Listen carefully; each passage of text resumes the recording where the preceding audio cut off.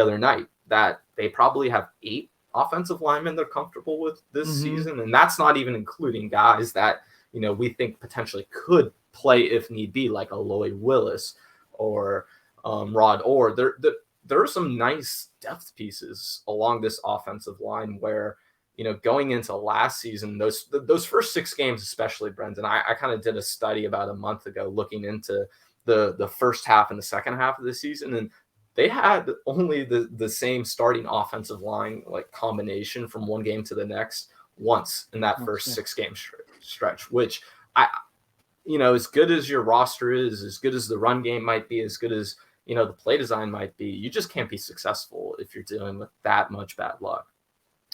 I was joking with, I think it was with Kev the other day in the group chat, and say we should just go through and do a story on the unfortunate luck of Mike Norvell in the first 2 years of his tenure at Florida State. And just even from the timing of taking over amid a pandemic, and this spring being the first spring, they've been here for 3 springs now. This is the first time they've been able to go out on the road and recruit and evaluate during spring football. Think about what a disadvantage that is. And then as you're trying to rebuild a roster, and this is a rebuild, make no mistake about it. But in terms of the offensive line, and you mentioned wide receivers too, for both those positions, Ben,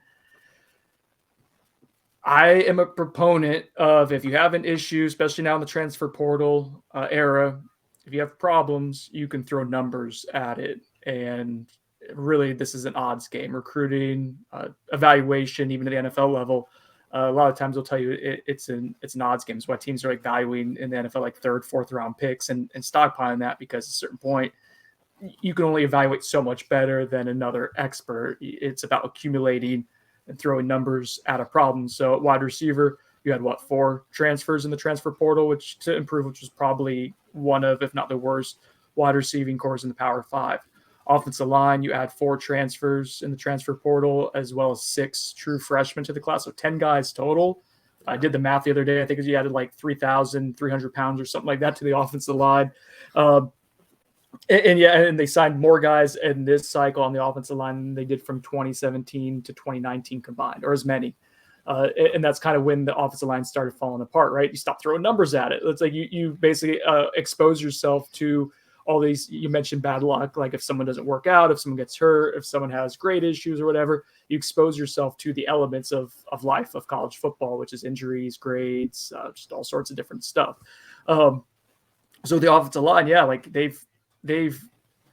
will give the staff credit. I mean, I think there's issues on the recruiting trail, and they fell short of attaining star power in this past recruiting cycle. But in terms of having the self-awareness to know, these are positions of need, wide receiver and offensive line were rectified in that regard. Now we'll see how much of a hit rate you have on these transfers to potentially help you.